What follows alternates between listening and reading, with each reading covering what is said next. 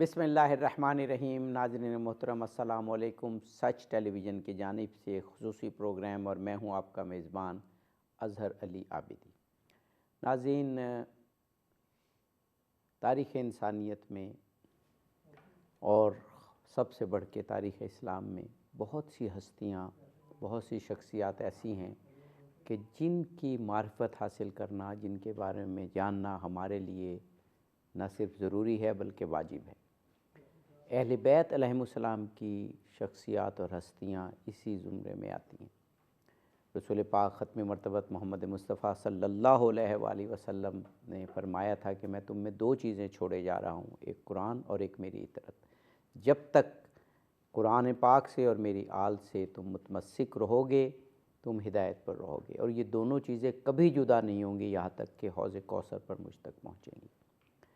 ناظرین، یہ قول، یہ حدیث مبارک ہمیں یہ بتاتی ہے کہ قرآن کی معرفت، قرآن کی سمجھ اور اہل بیت علیہم السلام سے جڑے رہنا ہماری نجات کے لیے انتہائی ضروری ہے۔ آج اہل بیت علیہم السلام کی شخصیات اور ائمہ اثنا عشر، ائمہ اطہار میں سے 10ویں امام حضرت امام علی نقی علیہ السلام کی شہادت کے حوالے سے پروگرام ہے۔ آپ کی شخصیت اور خود، جیسے ابھی میں نے عرض کیا کہ رسول اکرم کی حدیث کے مطابق آپ کے بارے میں جاننا، آپ کی معرفت حاصل کرنا، آپ سے محبت رکھنا ہمارے لیے واجب ہے۔ آپ کی شخصیت، آپ کے فضائل اور پھر آپ کی وہ سیرت جس کی اتباع ہم پر واجب ہے، اس پر گفتگو ہوگی۔ ہمارے ساتھ ہمارے عہد کے ایک بڑے عالم دین، نامور خطیب جناب مولانا آغا امین شہیدی صاحب موجود ہیں۔ معارف دینی اتنے خوبصورت، مدلل، دلنشیں انداز میں ہمیں بتاتے ہیں کہ دلوں میں اترتے چلے جاتے ہیں۔ آج ہم استفادہ کریں گے۔ ہمارے ساتھ جناب مولانا سید جہانگیر شاہ سعیدی بھی موجود ہیں، اور جہاں تک مجھے معلوم ہے آپ تو نقوی سادات ہیں، تو آپ کے تو جد کا پروگرام ہے آج، آپ امام علی نقی علیہ السلام کی اولاد میں سے ہیں۔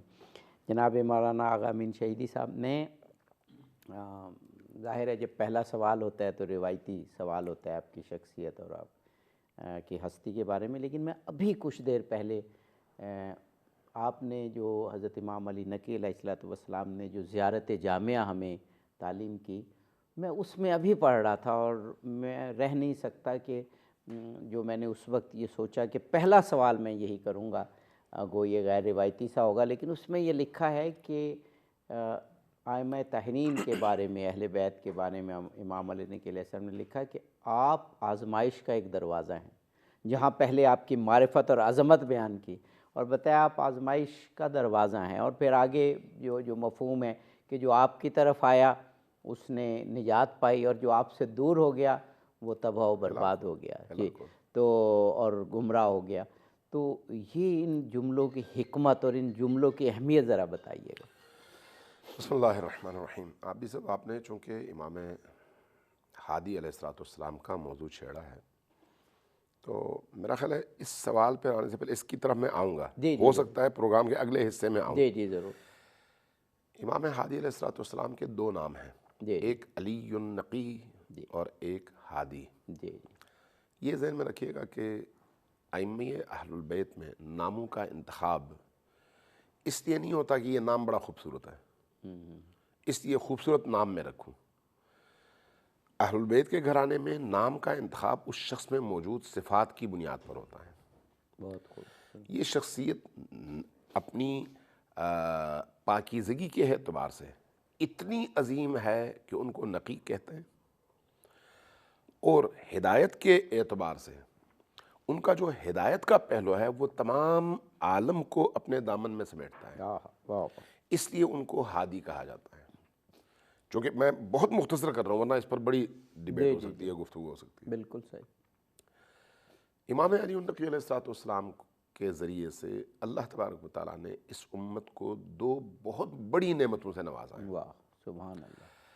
چونکہ ان کو ہادی کہا گیا ہے، اس لیے میں آپ کے ناظرین کے لیے عرض کروں گا کہ اگر ہدایت معنوی کے لحاظ سے کوئی بھی شخص کہیں پر بھی پھنسا ہوا ہو نا، اگر وہ اس در پہ آئے امام علی النقی علیہ السلام کے در پہ، چونکہ یہ مظہر ہدایت خدا ہیں، واہ واہ واہ، اس لیے اس کو ہر صورت میں ہدایت ملے گی۔ بہت خوبصورت نقطہ، سبحان اللہ سبحان اللہ۔ اسی طرح سے اگر زندگی میں ہاں ہدایت کے حوالے سے کوئی مشکل درپیش ہو، فرض کریں صبح انسان کی آنکھ نہیں کھلتی، ایک مثال ہے نا، جی جی جی، صبح انسان کی آنکھ نہیں کھلتی، میں کیا کروں؟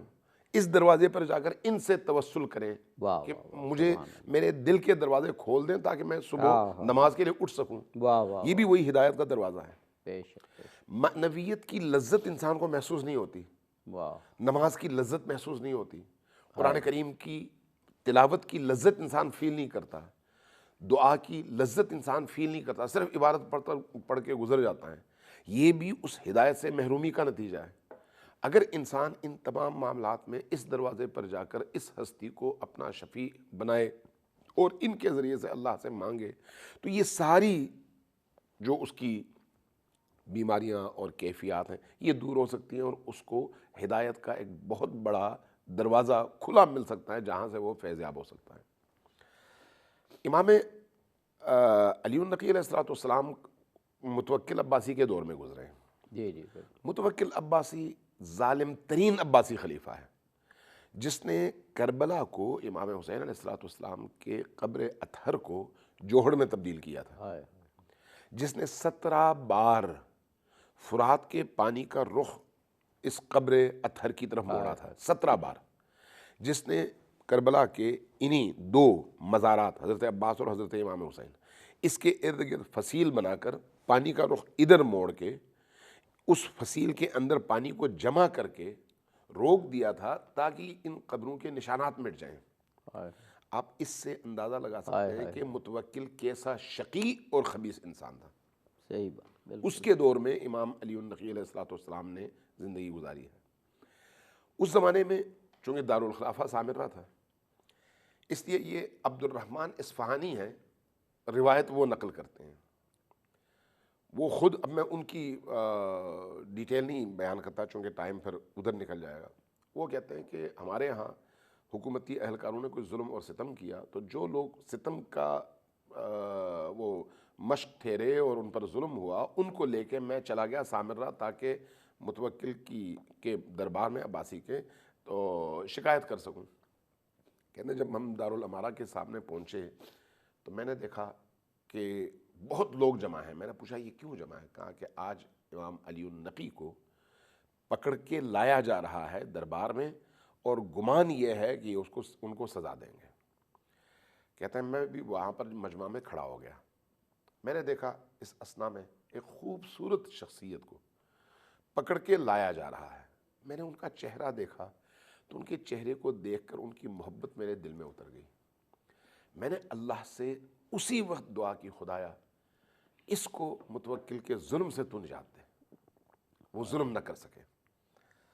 جب میں نے یہ دعا مانگی اور دل ہی دل میں اللہ سے میں گفتگو کر رہا ہوں، وہ شخصیت میرے قریب سے گزری، انہوں نے جب میرے قریب آ کر گزرنا چاہا تو میری طرف دیکھا اور فرمایا تمہاری دعا اللہ نے قبول کر لیا۔ واہ واہ، یہ کہہ کر اندر چلے گئے۔ کہتے ہیں میں کافی دیر وہاں پر کھڑا رہا، امام باہر آئے۔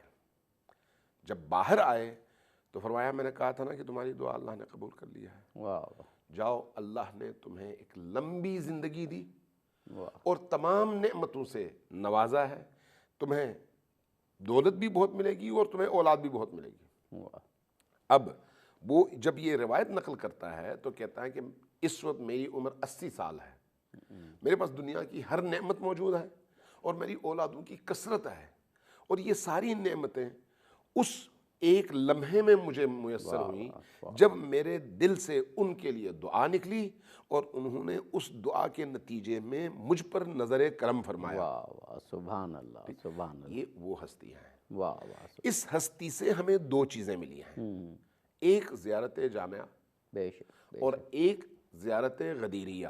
واہ واہ، یہ 2 بڑی انمول چیزیں ملی ہیں، دونوں اپنے سند کے اعتبار سے مضبوط ترین اسناد کے ساتھ موجود ہیں ہمارے معاشرے کے اندر۔ اب اس پر جو ہے ہم بعد میں بات کریں گے، اب آپ بات آگے زیارت جامعہ کی آپ نے بات کی، وہ تو جب اس کے ہم الفاظ دہراتے ہیں تو جو لذت ملتی ہے، جو روحانی کیفیت ملتی ہے، اس کا کوئی جواب ہی نہیں، اور پھر جب اس کا ترجمہ پڑھتے ہیں تو زندگی اس پڑھتے پڑھتے ہی پاکیزہ تر ہوتی چلی جاتی ہے۔ جو آپ نے ان کے القاب کے حوالے سے بات کی جناب مولانا سید جہانگیر شاہ سعیدی صاحب، ائمہ اثنا عشر، ائمہ آل اطہار، ان کی شخصیت کو پڑھیں تو ایک مکمل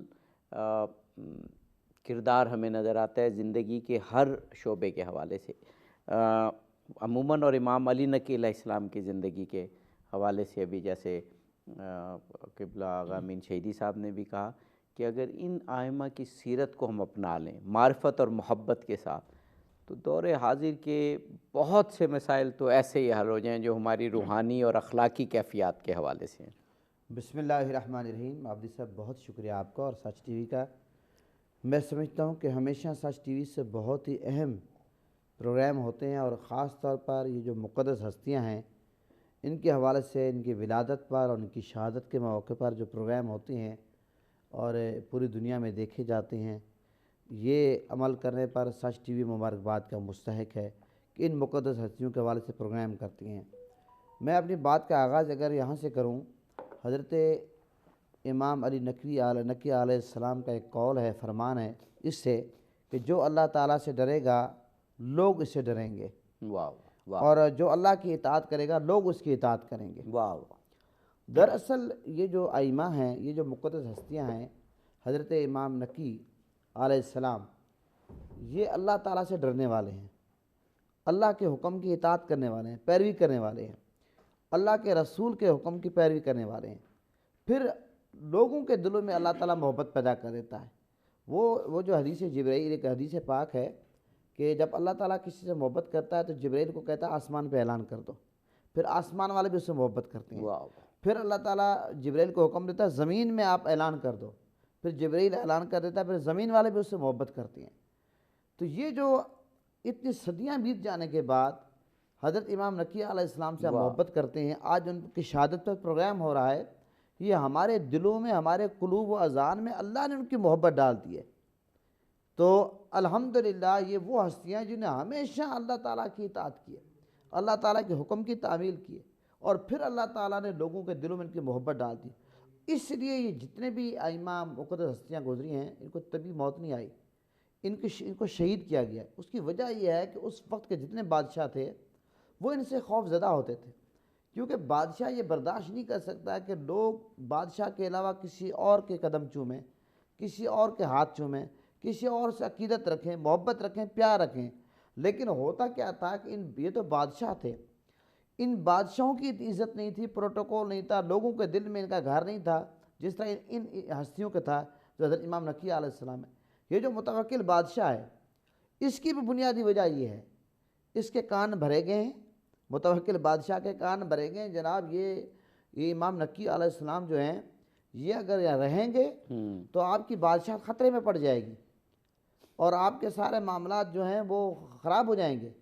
تو پھر اس کے بعد کیا اس شخص نے مخالفت کی، اور پھر کیا سے کیا قید میں رکھا گیا۔ لیکن امام نقی علیہ السلام جب قید میں تھے اس وقت بھی آپ قرآن کی تلاوت کرتے تھے، اور پھر امام نقی علیہ السلام قید میں تھے لیکن لوگوں کے دلوں میں آپ بستے تھے، ہر جگہ آپ کی تعریف ہوتی تھی کہ قید میں رہ کر بھی آپ قرآن کی تلاوت کرتے ہیں۔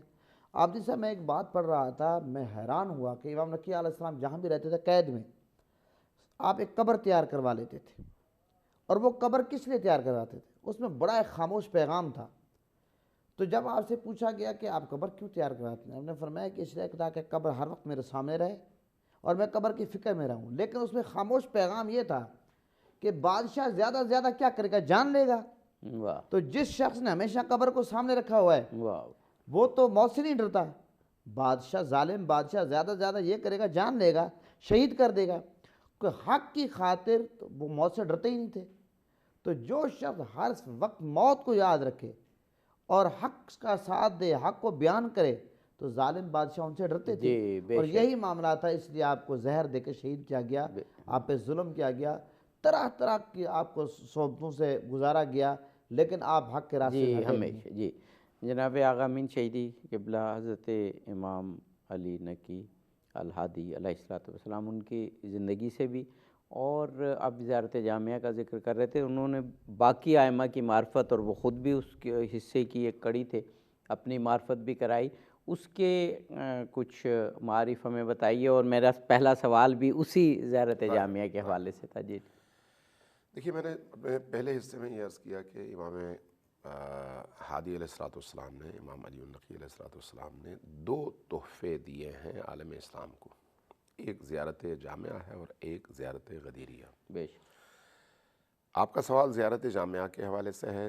زیارت جامعہ امام شناسی کا ایک پورا نصاب ہے بے شک، بے شک، کہ اس عالم میں امام کی حیثیت کیا ہے، امام کیا ہوتا ہے، ولی کون ہوتا ہے، ولی اور اللہ کا تعلق کیا ہے، ولی اور مخلوق کا تعلق کیا ہے، ولی کی حیثیت اس عالم میں کیا ہے۔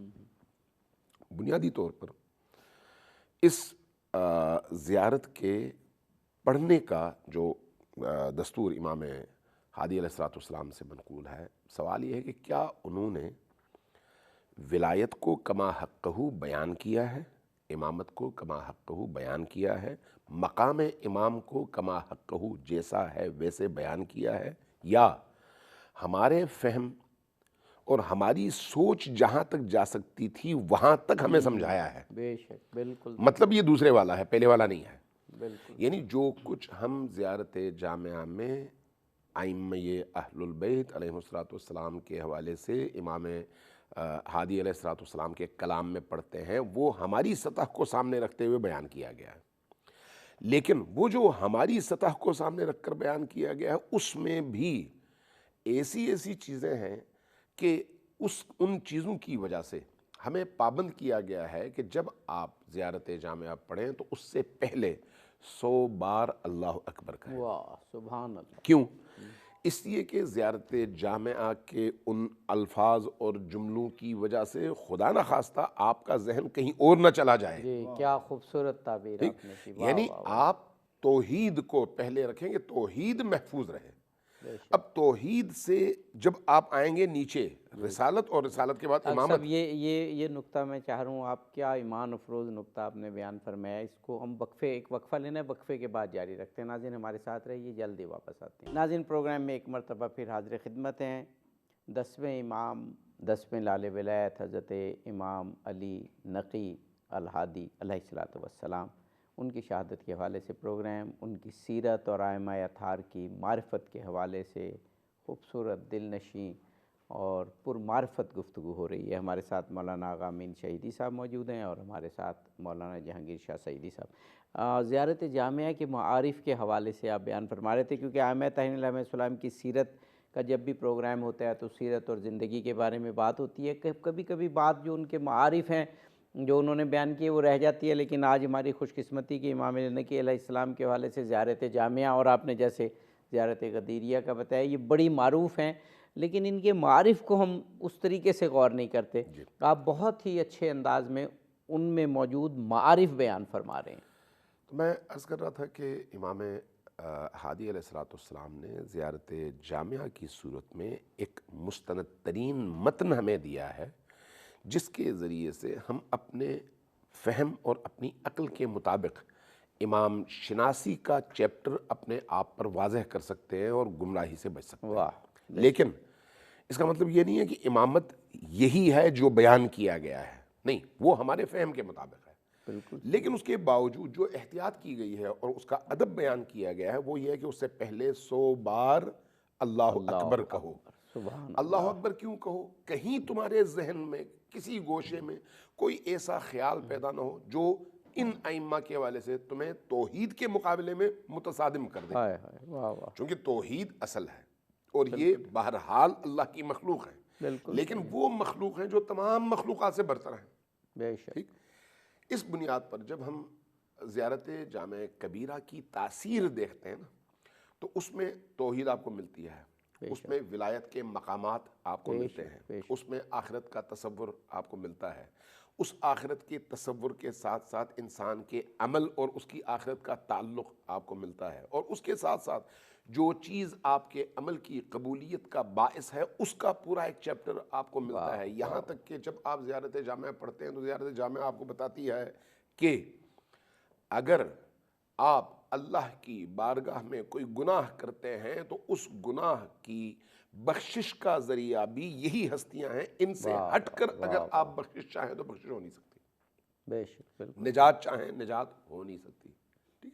یعنی دوسرے لفظوں میں معارف کا ایک اتنا بڑا خزانہ ہے کہ اس میں آپ جب ائمہ اطہار علیہ السلام کے رول کو اس عالم میں دیکھتے ہیں تو آپ یہ دیکھتے ہیں کہ اللہ کی رحمتوں کے دروازے کا نام ولایت اہل البیت علیہ السلام ہے. بے شک. یعنی اگر آپ اللہ تک پہنچنا چاہتے ہیں تو یہی دروازہ ہے. اگر آپ دنیا چاہتے ہیں تو یہی دروازہ ہے. بالکل درست. اگر آپ آخرت چاہتے ہیں تو یہی دروازہ ہے. اگر آپ اعمال کی قبولیت چاہتے ہیں تو یہی دروازہ ہے. اگر آپ اپنے دل کی نورانیت چاہتے ہیں تو یہی دروازہ ہے. حتیٰ انسان کے گناہوں کا کفارہ ان کی محبت اور ان کی مودت ہے. حتیٰ انسان کے گناہوں کا کفارہ. اگر مودت ہے، محبت ہے، ان سے عشق ہے تو آپ کے گناہوں کی مغفرت ممکن ہے.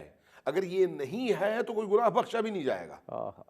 اس لیے جب زیارت جامعہ کی بات آتی ہے، اگرچہ اس کا متن طولانی ہے، یعنی اگر انسان تسلی سے پڑھنا چاہے تو اس کو آدھے گھنٹے سے زیادہ لگتا ہے، لیکن ہمارے بڑے بڑے علماء، آیت اللہ بہجت کا نام آپ نے سنا ہے، جی جی. انہوں نے 70 سال، وہ خود بیان کرتے ہیں کہ 70 سال میں نے کبھی زیارت جامعہ قضا نہیں کی. 70 سال نماز فجر کے بعد بیٹھتا تھا، زیارت جامعہ پڑھتا تھا.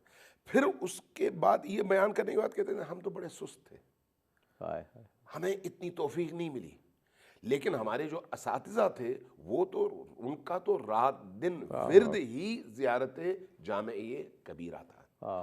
لہٰذا میں بجائے اس کے کہ زیارت جامعہ کے فضائل گنواؤں، میں یہ گزارش کروں گا کہ ہمارے جتنے بھی سامعین ہیں وہ ایک دفعہ جائیں، زیارت جامعہ کے متن کو پڑھیں، اس کے ترجمے کو پڑھیں، پھر اس ترجمے کو پڑھنے کے بعد پھر اس کی تشریحات جن علماء نے کی ہیں ان تشریحات کو آپ جا کے گوگل کریں. گوگل میں مختلف علماء کی تشریحات موجود ہیں، عربی میں بھی موجود ہیں، فارسی میں بھی موجود ہیں، اور کچھ نہ کچھ اردو میں بھی موجود ہے.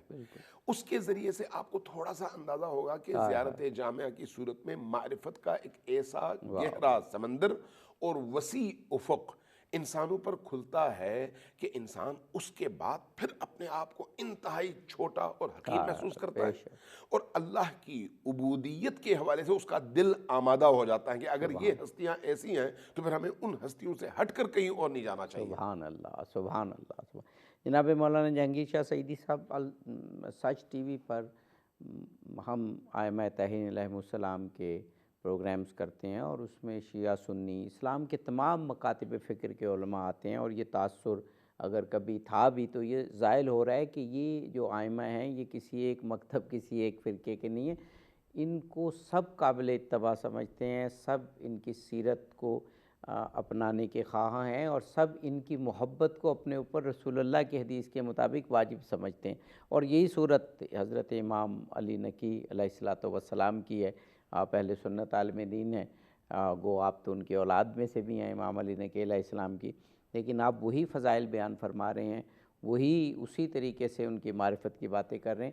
ایک یہ بات، اور پھر خاص طور پہ آپ نے اپنی پہلی گفتگو میں بھی فرمایا کہ ظلم کے خلاف خصوصاً امام علی نقی علیہ السلام کی جو پوری زندگی تھی وہ عبارت تھی.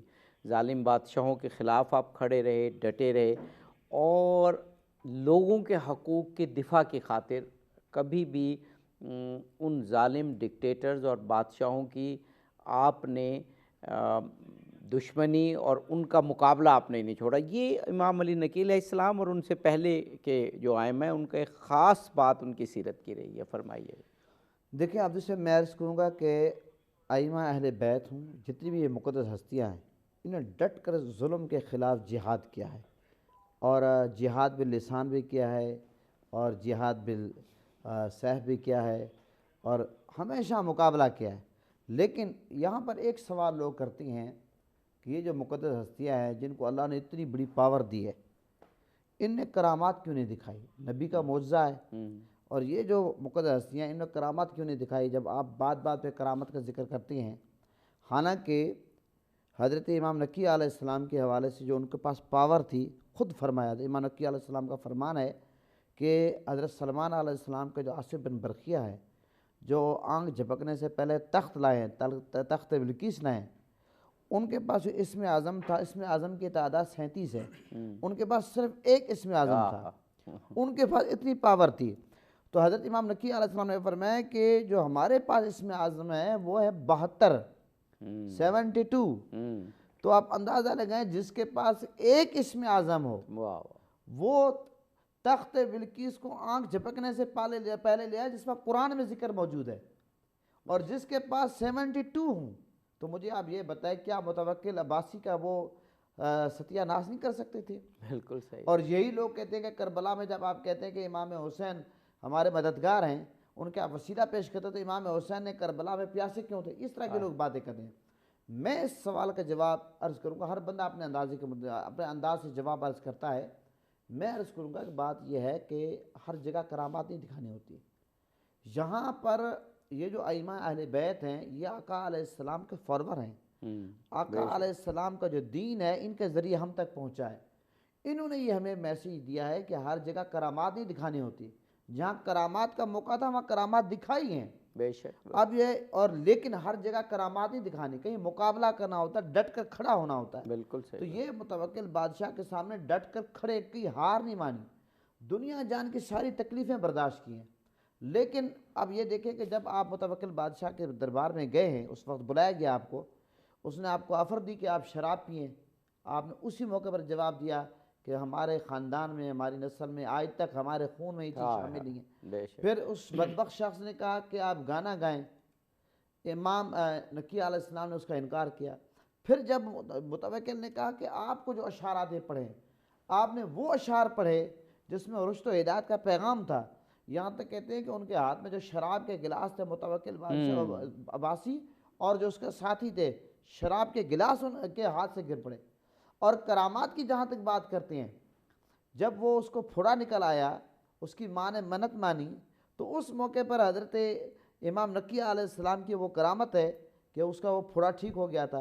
اور یہ کیا کرامت امام نقی علیہ السلام کی کم ہے، اس کا اپنا بیٹا مخالف ہو گیا، اور پھر وہ جو اس کا خاص خادم تھا اس کے ذریعے اس کو مروایا گیا۔ تو یہ اب لوگ کہتے ہیں کرامت، اب لوگ یہاں ہمارے ہاں لوگ کرامت کسی اور چیز کو سمجھتی ہیں۔ لوگ کہتے ہیں کہ کوئی بندہ پانی میں تیرنا شروع کر دے، ہوا میں اڑنا شروع کر دے، اس کو کرامت ہے۔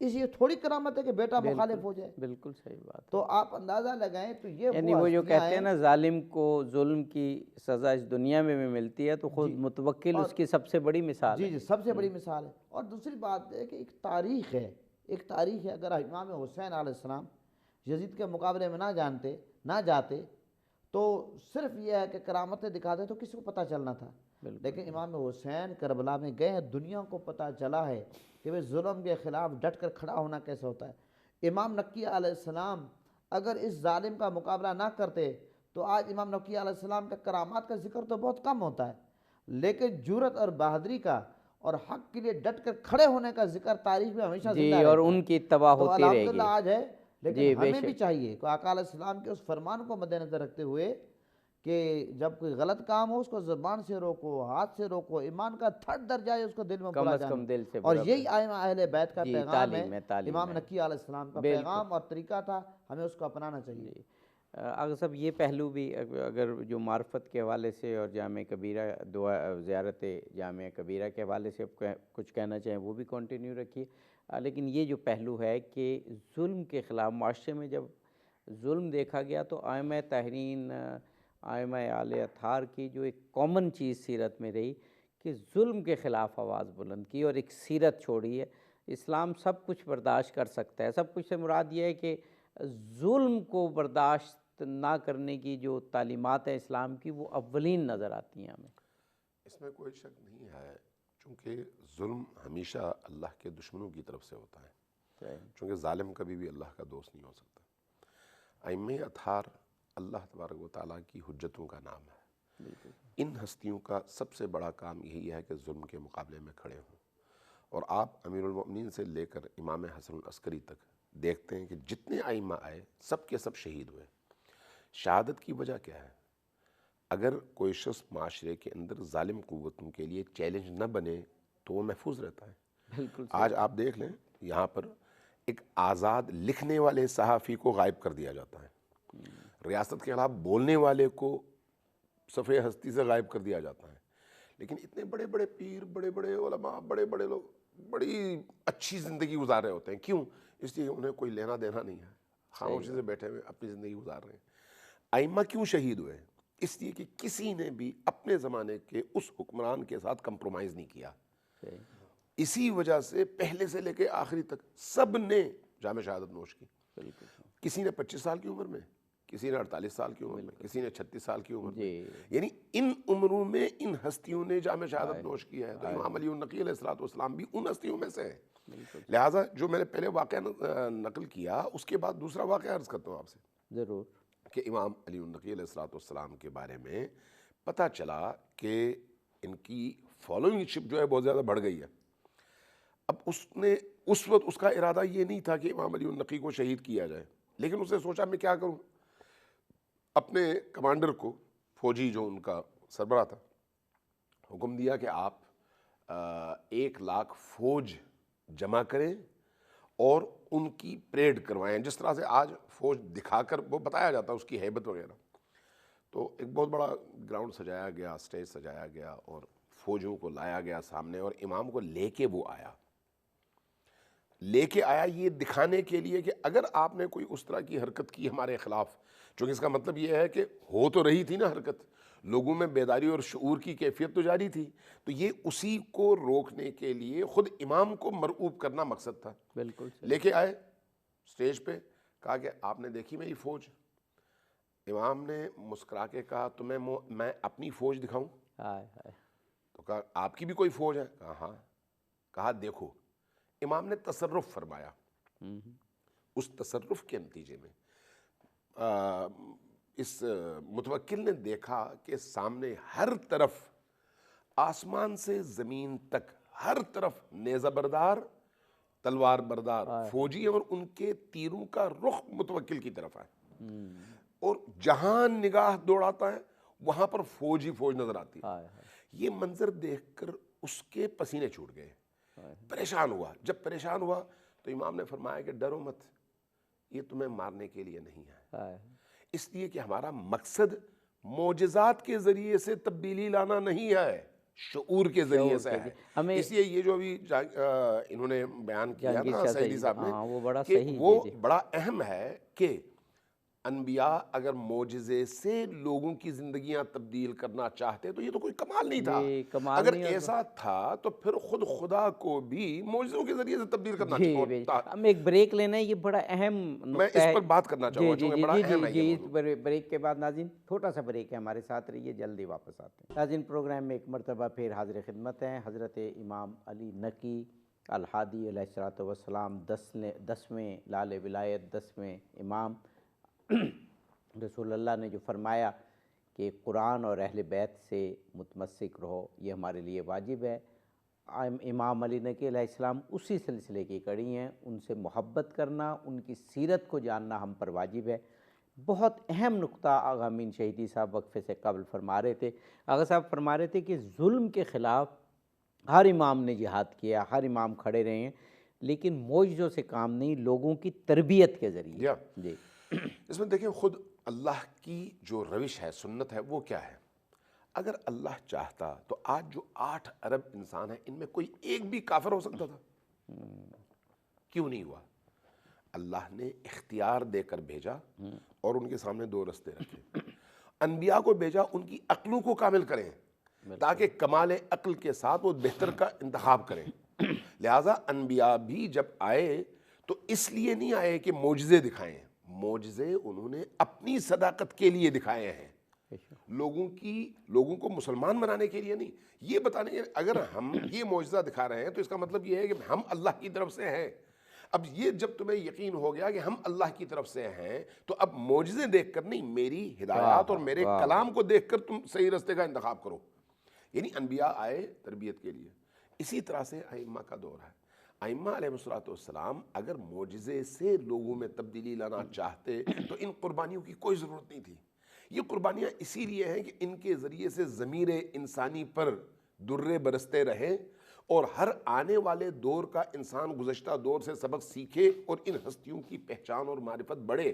لہٰذا آپ دیکھیں کربلا کے دور کے مسلمان اور آج کے دور کے مسلمان، اس دور میں یہ سارے مظالم ہوتے رہے، لوگ خاموش رہے، آج کوئی جرأت نہیں کر سکتا امام حسین کے خلاف کوئی زبان کھولنے کی۔ یہ اس شعور کے آگے بڑھنے کی دلیل ہے۔ لہٰذا ائمہ اطہار علیہ السلام جب اس طرح کی ہدایت کرتے ہیں تو اس ہدایت میں معجزات کا سہارا صرف اور صرف تب لیتے ہیں جب سامنے والے کو یہ باور کرانا ہو کہ ہم اللہ کی طرف سے ہیں، اس لیے ہماری اطاعت ہی اللہ کی اطاعت ہے۔ اب جہاں تک زیارت جامعہ کا تعلق ہے، زیارت جامعہ پڑھنے کا مطلب کیا ہے؟ یعنی آپ نے براہ راست امام علی النقی، امام ہادی علیہ السلام کی تربیت حاصل کرنی ہے۔ چونکہ جس امام سے منقول کوئی چیز آپ اپناتے ہیں تو براہ راست آپ ان کی تربیت میں چلے جاتے ہیں۔ واہ واہ، ٹھیک ہے، لہٰذا اگر کوئی شخص ہدایت حاصل کرنا چاہے تو زیارت جامع کبیرہ اس حوالے سے بہترین عمل ہے جس کے ذریعے سے آپ براہ راست اس امام کے تحت تربیت چلے جاتے ہیں، ان کی تربیت کے اس دائرے میں شامل ہو جاتے ہیں۔ اب اس زیارت جامعہ میں ابتدا ہی میں اس گھرانے کی فضیلتیں بیان ہوئی ہیں۔ محبت الوحی، یہ وہ گھرانہ ہے جس پر وحی نازل ہوتی ہے، یہ وہ گھرانہ ہے جو زمین والوں کو آسمان والوں سے جوڑتے ہیں، یہ وہ گھرانہ ہے جو انسانوں کو ہدایت کے دہلیز تک پہنچاتے ہیں اور ہدایت کا سورج انسانوں پر چمکاتے ہیں۔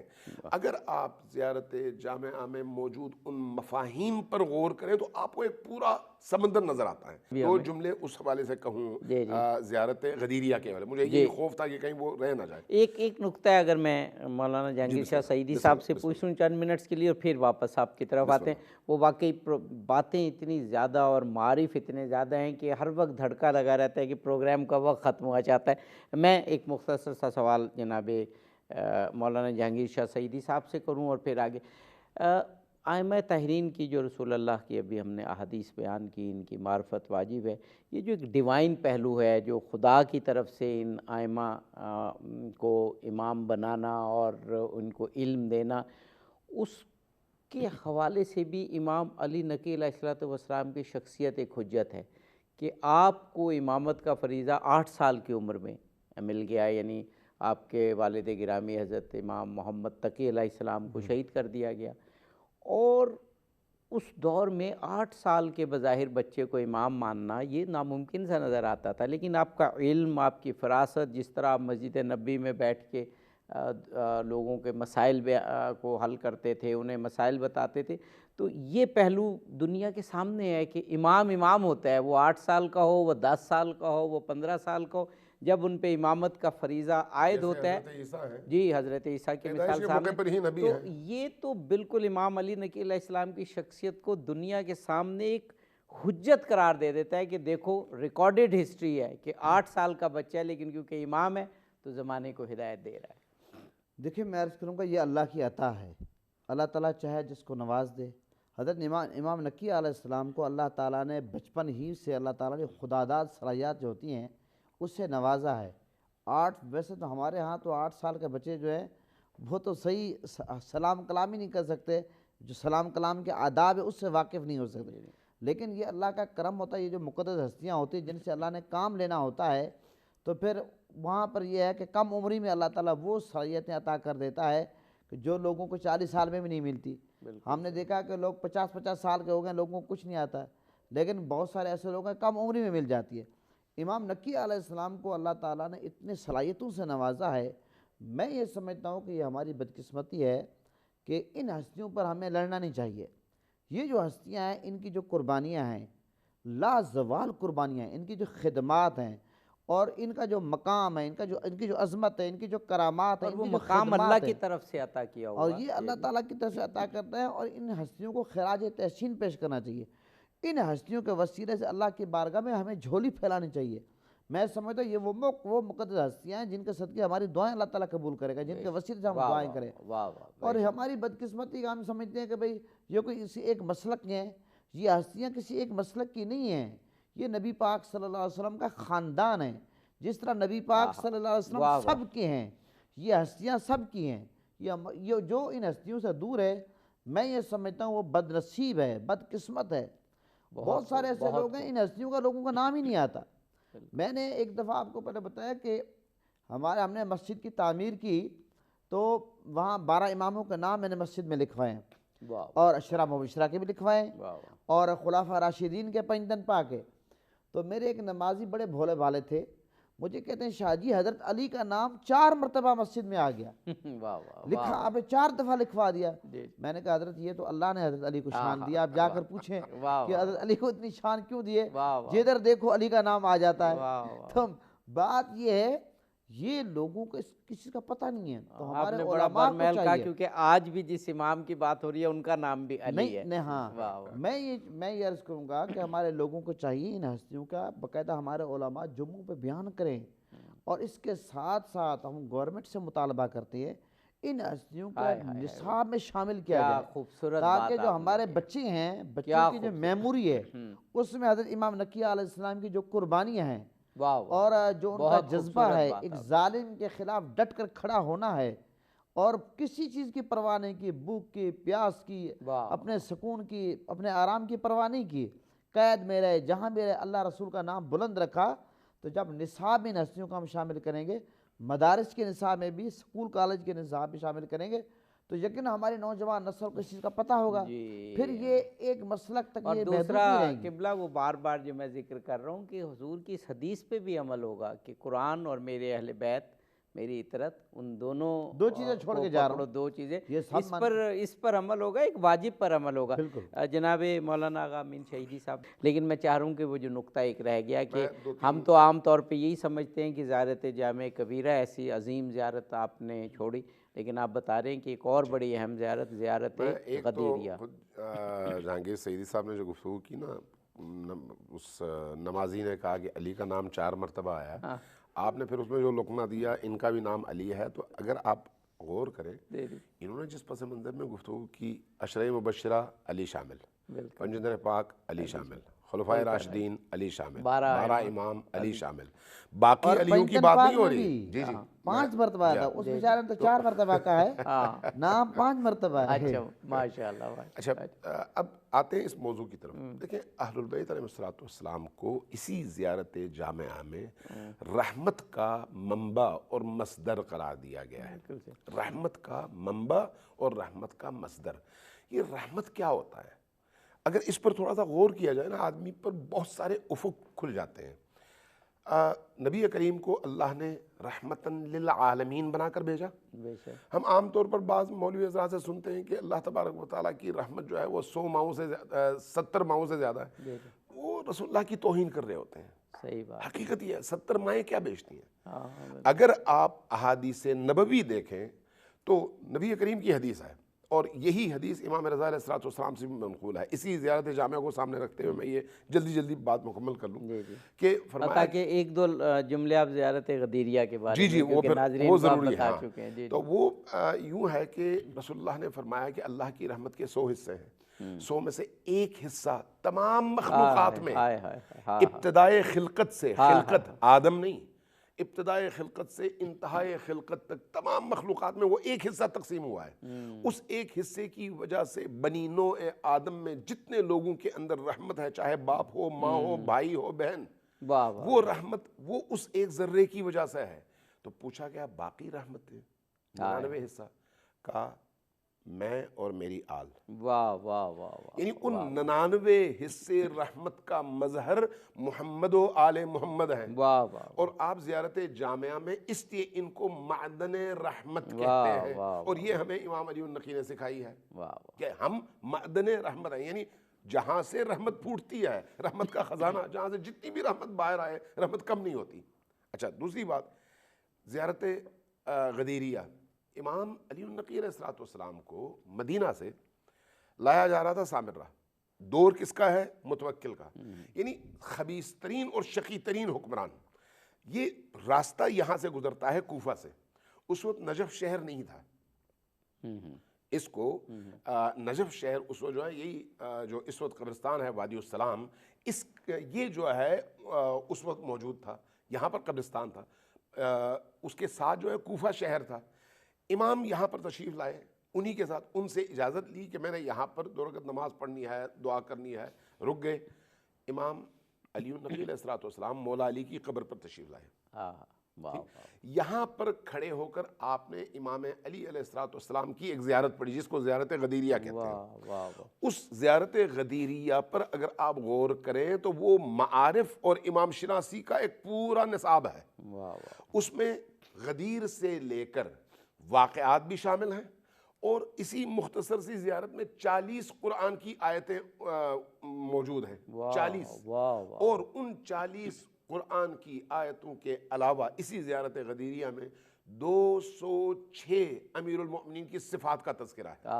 206 صفات کو، امیر المؤمنین کی صفات کو امام علی النقی علیہ السلام نے اس زیارت نامے میں بیان فرمایا، اور اس کے بعد پھر امیر المؤمنین علیہ السلام کے فضائل بیان کیے، اور ان فضائل میں لیلۃ المبیت کا تذکرہ ہے، بدر کا تذکرہ ہے، احد کا تذکرہ ہے، اچھا خیبر کا تذکرہ ہے، باقی ان تمام موارد کا اور ان تمام مواقع کا تذکرہ ہے جہاں جہاں امیر المؤمنین ایک شاخص اور معیار کے طور پر نبی کے کلام میں اور تاریخ اسلام میں ایک سربراوردہ ہستی کے طور موجود ہے، وہ تمام چیزیں بیان کر رہے ہیں، چھپ کر نہیں، اونچی آواز سے۔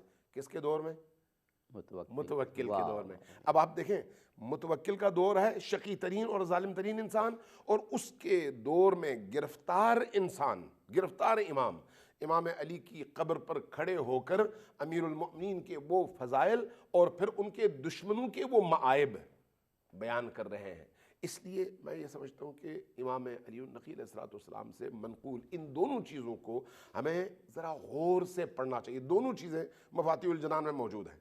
مفاتیح الجنان شیخ عباس قمی کی دعاؤں کی کتاب ہے، دونوں زیارت غدیریہ بھی غدیرے وہاں پر موجود ہے۔ یہ دونوں پڑھیں، لیکن غور سے پڑھیں، دقت کر کے پڑھیں، سمجھ کر پڑھیں، پھر آپ دیکھیں گے کہ آپ پر معارف کے کس کس طرح کے ابواب کھلتے ہیں۔ واہ، سبحان اللہ سبحان اللہ۔ ہمارے پاس اب 2-3 منٹ ہوں گے، تو میں چاہ رہا ہوں کہ اس پورے پروگرام کا پیغام پوری امت مسلمہ کے لیے امام علی نقی علیہ السلام ایسی عظیم ہستی کے حوالے سے جناب مولانا سید جہانگیر شاہ سعیدی صاحب، آپ سب سے پہلے۔ دیکھیں، میں تو یہ سمجھ رہا تھا کہ میری باری اب نہیں آئے گی، جی، کیونکہ لیکن بہت مختصر وقت کے لیے آ گئی۔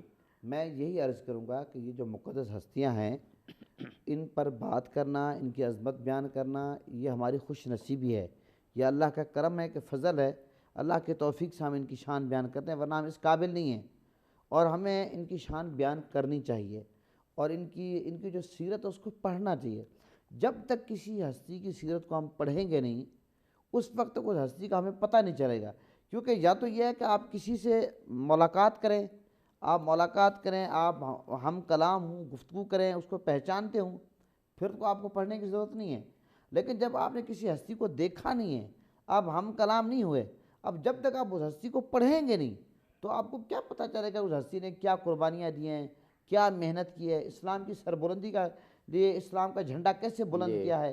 تو اس لیے میں یہ سمجھتا ہوں، یہ اپیل کرتا ہوں ناظرین سے بھی کہ ان ہستیوں کو پڑھیں اور معرفت حاصل کریں۔ اگر سب آدھا منٹ ہے ہمارے پاس، اس میں آپ اہل البیت علیہ السلام ایک مومن مسلمان کی زندگی کا وہ جز ہے جس کے بغیر نہ وہ مسلمان بن سکتا ہے، نہ وہ مومن، نہ اس کی کوئی عبادت کہلا سکتی ہے، چونکہ آپ نماز کا ایک حصہ درود ہے، شیعہ سنی دونوں میں، درود کے بغیر نماز نہیں ہے، اور درود میں اہل البیت اگر شامل نہ ہو تو درود نہیں ہے۔ تو اس لیے یہ بات تمام مسلمانوں کو معلوم ہونی چاہیے کہ اہل البیت ایمان کا حصہ ہے، نمبر 1۔ نمبر 2، اہل البیت کو اسی طرح سے اہمیت اللہ کے رسول نے دی ہے جس طرح سے قرآن کو دیا ہے، اس لیے کہ قرآن اور اہل البیت دونوں ساتھ ہیں، اس لیے اللہ کے رسول نے کہا کہ یہ دونوں ہمیشہ ساتھ رہیں گے، جدا نہیں ہوں گے، اور اس کے ساتھ یہ جملہ ارشاد فرمایا کہ اگر کوئی شخص گمراہی سے بچنا چاہے تو پھر ایک ہی رستہ ہے کہ قرآن اور اہل بیت دونوں کو پکڑے، جب تک ان دونوں کو ساتھ میں نہیں پکڑے گا گمراہی کا شکار ہوگا۔ تو اس لیے ہمیں اللہ توفیق دے کہ ہم اہل البیت علیہ السلام کو قرآن ہی کے ساتھ اپنی زندگی کا حصہ بنا سکیں۔ جناب آغا امین شہیدی کے اسی خوبصورت پیغام کے ساتھ کہ اہل بیت علیہ السلام کو رسول پاک نے قرآن کے ساتھ بیان کیا ہے کہ قرآن سے بھی ہدایت لینی ہے اور عملی ہدایت قرآن پاک پر عمل کر کے جنہوں نے دکھایا وہ اہل بیت علیہم السلام ہے، مجسم قرآن اہل بیت علیہم السلام ہے۔ جب تک کہ ان کا دامن نہیں پکڑیں گے نجات بھی نہیں ہوگی، اور موجودہ جو معاشرے کی سختیاں اور حالات ہیں ان سے بھی ہم عہدہ برا نہیں ہو سکیں گے۔ علماء کرام کے شکریہ کے ساتھ اظہر علی عابدی کو اجازت دیجیے، فی امان اللہ۔